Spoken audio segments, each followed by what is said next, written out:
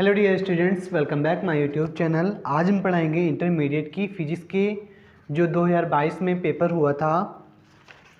2022 paper संख्या है 246 जीजी 346 है, 346 सेट नंबर जी। इसका हम क्या करेंगे, आज सॉल्यूशन बताएंगे। इसमें पहला क्वेश्चन था निर्वात की वैद्युतशीलता का मात्रक बताइए। निर्वात की वैद्युतशीलता का मात्रक बताइए। देखिए, निर्वात की वैद्युतशीलता क्या होती है, एप्सिलॉन नॉट होती है।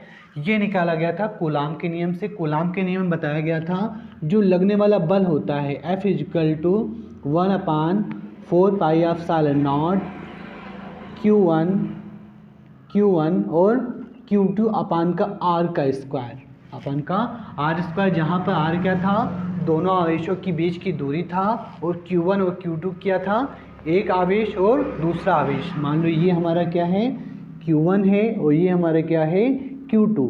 तो इस पे लगने वाला जो बल है वो हमारा 1/4 पाई एप्सिलॉन नॉट और Q1 Q2 अपान R स्क्वायर के बराबर था। हमको एप्सिलॉन नॉट मतलब निर्वात की वैद्युतशीलता का मात्रक निकालना है। तो देखो यहाँ पर अगर हम ये बटे में इधर ले जाएं गुणे में, तो epsilon not = Q1 Q2 F, इधर ये मल्टीप्लाई में है, इधर आएगा डिवाइड में, और R का स्क्वायर हो जाएगा। तो यहाँ से मात्रक निकल के आ जाएगा इसका कूलाम स्क्वायर। एप्सिलॉन नॉट का मात्रक क्या हो जाएगा, कूलाम स्क्वायर। कूलाम स्क्वायर दो बार है, बटे बल का मात्रक क्या होता है, बल का मात्रक होता है न्यूटन। बल का मात्रक क्या होता है तुम्हारा, न्यूटन होता है। बल का मात्रक न्यूटन, बल का मात्रक न्यूटन होता है। और R हमारी दूरी है, दूरी का मात्रक क्या होता है, मीटर स्क्वायर। ठीक है, तो यहाँ से कूलाम स्क्वायर पर न्यूटन मीटर स्क्वायर, और उसकी बीमा हमारी होती है, बीमा ही भी याद कर लीजिएगा। एप्सिलॉन नॉट की जो वैल्यू होती है, मान 8.85 10⁻⁻12 कूलाम स्क्वायर पर न्यूटन मीटर स्क्वायर, यही इसका क्या हो जाएगा, मात्रक हो जाएगा। और 1/4 पाई एप्सिलॉन नॉट की जो वैल्यू होती है, 1/4 पाई एप्सिलॉन नॉट की वैल्यू 9 × 10⁹ 9 × 10⁹ ठीक है, इसका उल्टा हो जाएगा न्यूटन मीटर स्क्वायर और पर कूलाम स्क्वायर। ये किसकी वैल्यू है, 1/4 पाई एप्सिलॉन नॉट की, 9 × 10⁹ न्यूटन मीटर स्क्वायर पर कूलाम स्क्वायर। इसकी बीमा यहाँ से निकालेंगे तो बीमा हो जाएगी, इसकी बीमा नोट कर लीजिएगा, ये भी पूछा गया है काफ़ी बार। ये हो जाएगा आपका m⁻⁻1 और ml, l⁻⁻3, l की पावर कितना हो जाएगा, -3, ठीक है, और t⁴ और a की पावर कितना हो जाएगा, 2। ये इसकी बीमा हो जाएगी, इसको आप लोग याद कर लीजिएगा। निर्वात की जो वैद्युतशीलता का मात्रक होता है कूलाम स्क्वायर, सेकंड नंबर सही होगा न्यूटन मीटर स्क्वायर, और 1/4 पाई एप्सिलॉन नॉट का जो मान होता है 9 × 10⁹ न्यूटन मीटर स्क्वायर पर कूलाम स्क्वायर, और एप्सिलॉन नॉट का जो वैल्यू होती है 8.85 × 10⁻⁻12 कूलाम स्क्वायर पर न्यूटन मीटर स्क्वायर। इसको आप नोट कर लीजिए, पहला क्वेश्चन था। सेकंड क्वेश्चन है संधारित्र की धारिता के अकॉर्डिंग। ठीक है, तो इसका जो मात्रक है कूलाम स्क्वायर पर न्यूटन मीटर स्क्वायर, वो भी हमारे कूलाम के नियम से। सेकंड क्वेश्चन है संधारित्र की धारिता निकालनी है हमको। संधारित्र की क्या निकालनी है, धारिता। तो इसमें बताया गया था कि जो धारिता होती है वो दो प्रकार से होती है, एक होती है श्रेणी क्रम में, एक होती है समांतर क्रम में। एक हमारी होती है श्रेणी क्रम में, एक होती है हमारी समांतर क्रम। मान लो कि जैसे यहाँ से कोई परपथ है, इसको नोट कर लीजिएगा क्वेश्चन को, ये A है और ये आपका बिंदु क्या है, B है। ठीक है, इसके बीच में 3 माइक्रोफैरड जुड़ा हुआ है, और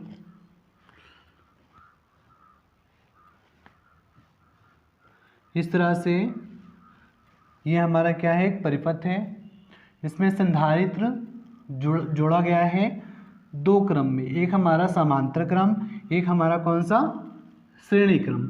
ठीक है, एक हमारा समांतर क्रम, एक हमारा कौन सा, श्रेणी क्रम। ये 3 माइक्रोफैरड ये भी 3 माइक्रोफेरड, और ये भी हमारा क्या है 3 माइक्रोफेरड, ठीक है। ये भी हमारा क्या हो जाएगा 3 माइक्रोफेरड। तो इसमें निकालना है बिंदु ए और बी के बीच, बिंदु ए और बी के बीच तुल्य धारिता निकालना है। सबसे पहले समझें कि धारिता क्या होता है।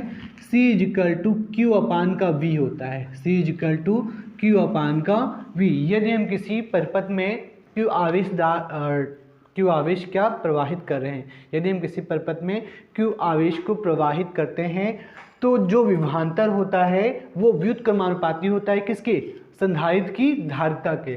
C संधारित्र की धारिता है, Q क्या है दिया गया आवेश है, और V क्या है विभवांतर, मतलब कि विक्षोभ जितना विभवांतर क्या होता है, विभवांतर V is equal to W upon Q होता है, V is equal to W upon का Q। किसी एक बिंदु से आवेश को दूसरे बिंदु तक ले जाने में जो कार्य करना पड़ता है वही हमारा क्या कहलाता है, विभवांतर कहलाता है।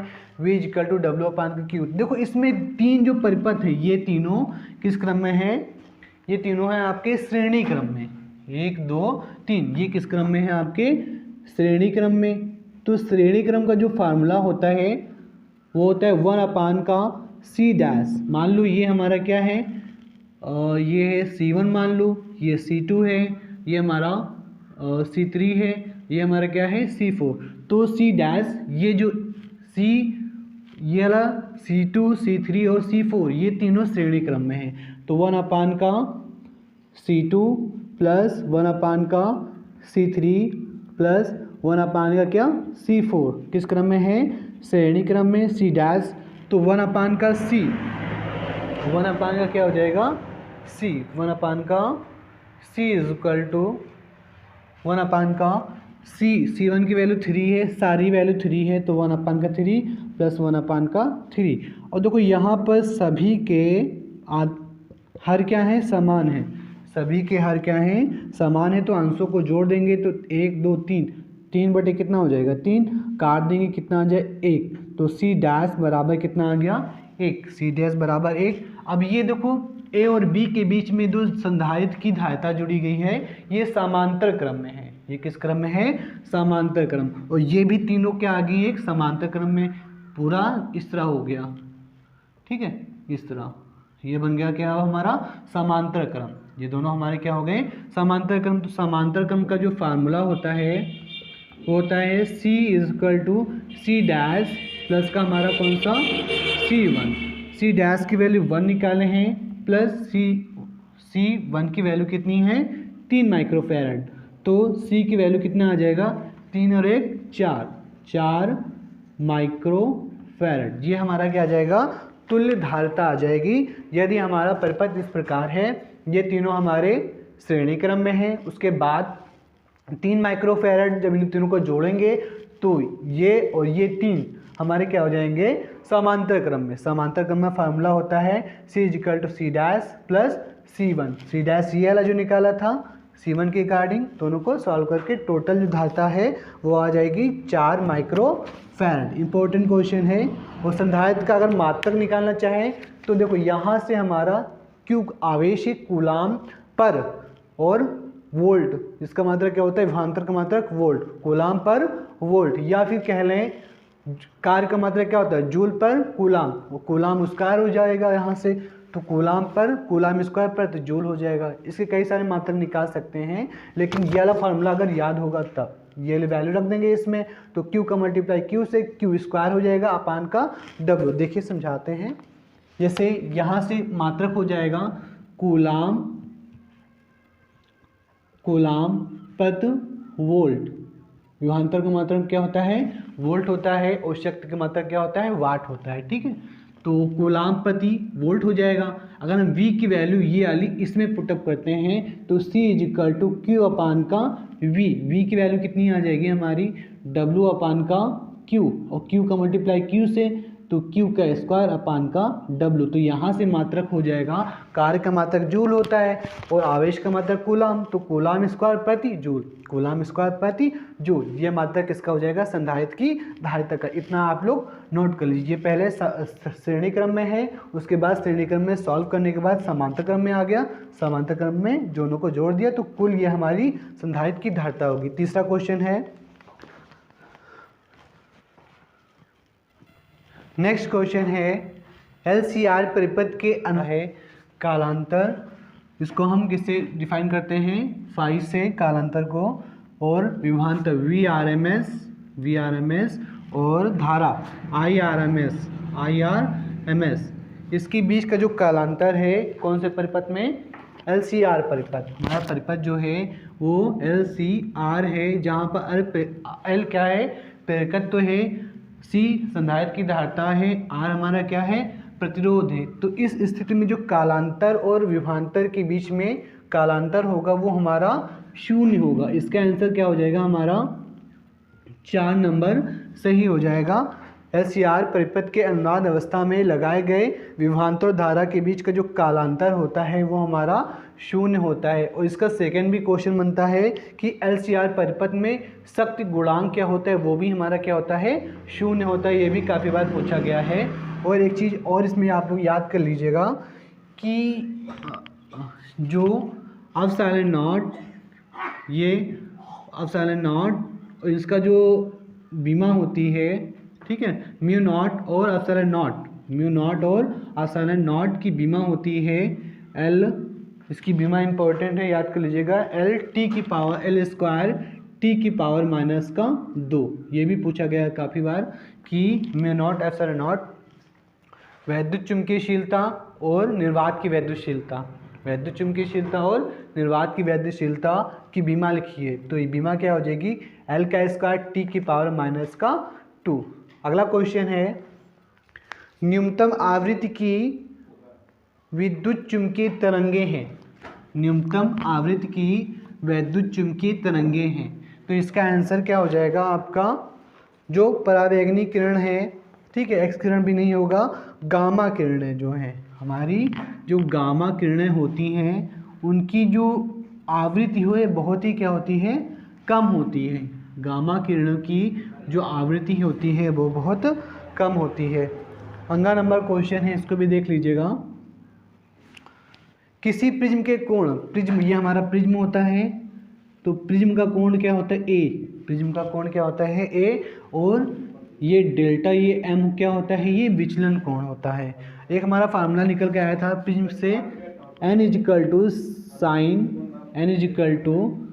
sin A plus delta M अपान का 2 अपान साइन A अपान का 2, जो कि स्नेल के नियम से था, जहाँ पर n क्या है, अपवर्तनांक है, और साइन I अपवर्तन कोण और आपतन कोण, sine I upon sine R, ये किसका नियम था, स्नेल का नियम। ये बराबर जो अनुपात होगा आपतन कोण और अपवर्तन कोण, आपतन कोण और अपवर्तन कोण का जो अनुपात होता है वो एक क्या होता है, n क्या है हमारा, अपवर्तनांक के बराबर होता है। अपवर्तनांक जिसमें कांच का अपवर्तनांक भी हो सकता है और प्रिज्म का भी अपवर्तनांक हो सकता है। तो यहाँ पे क्वेश्चन में कहा गया है कि किसी प्रिज्म के कोण और न्यूनतम विचलन कोण के मान बराबर A हो तो प्रिज्म के पदार्थ का अपवर्तनांक क्या होगा। प्रिज्म के पदार्थ का अपवर्तन मतलब दो कोण क्या है, बराबर हैं, दो कोण क्या हैं, बराबर हैं, तो प्रिज्म के कोण का जो अपवर्तनांक होगा, इसका आंसर हो जाएगा तुम्हारा दूसरा नंबर 2 cos A अपान का 2। ये क्या है, इसका आंसर हो जाएगा, यदि दो कोण आपस में बराबर हैं, अल्पतम विचलन कोण ये वाला और A प्रिज्म का कोण, ये क्या आपस में बराबर हैं, तो A के प्रिज्म का अपवर्तनांक क्या हो जाएगा, 2 cos A अपान का 2। ये अगला नंबर क्वेश्चन है, इसको आप लोग नोट कर लीजिए। सेकंड क्वेश्चन है, जर्मेनियम को पी टाइप अर्धचालक बनाने के लिए अपद्रव्य को मिलाया जाता है। अर्धचालक समझते हैं, जो अर्धचालक क्या होते हैं, जर्मेनियम, ठीक है, जर्मेनियम अर्धचालक क्या होते हैं, जो चालक के भी तरह व्यवहार करते हैं और अर्धचालक की तरह भी क्या करते हैं, व्यवहार करते हैं, उसे हम अर्धचालक कहते हैं। मतलब कि चालक की तरह और सुचालक और कुचालक के बीच की जो कड़ी होती है वही हमारी क्या होती है, अर्धचालक कहलाती है। सुचालक और अचालक, अचालक इसमें विद्युत धारा का प्रवाह ना हो सके, और सुचालक जिसमें विद्युत धारा का प्रवाह किया जा सके। इसके इन दोनों की जो बीच की कड़ी होती है वही हमारा क्या कहलाता है, अर्धचालक कहलाता है। वही हमारा क्या कहलाता है, अर्धचालक कहलाता है। ये इसको किस तरह बनाया जाता है, इसको एल्युमिनियम को मिलाकर एल्युमिनियम को मिलाकर बनाया जाता है। ये 11 नंबर क्वेश्चन है, इसको आप लोग नोट कर लीजिए। इसका तीसरा नंबर सही हो जाएगा। तीसरा नंबर क्या हो जाएगा, सही हो जाएगा एल्युमिनियम। जर्मेनियम को पी टाइप अर्धचालक बनाने के लिए अपद्रव्य को मिलाया जाता है। यदि सिलिकॉन, ये जर्मेनियम जो है वो सिलिकॉन है, क्रिस्टल में संयोजक 3 वाले अपद्रव्य होते हैं। इसमें संयोजकता किसमें कितनी चालकों पाई जाती है, 3 संयोजकता। अगर हमारी वीडियो पसंद आ रही हो तो वीडियो को लाइक कर दीजिएगा और ज़्यादा से ज़्यादा शेयर कर दीजिएगा। नेक्स्ट वीडियो इसके सारे क्वेश्चन करवा देंगे जो कि इम्पोर्टेंट हैं। ठीक है, धन्यवाद।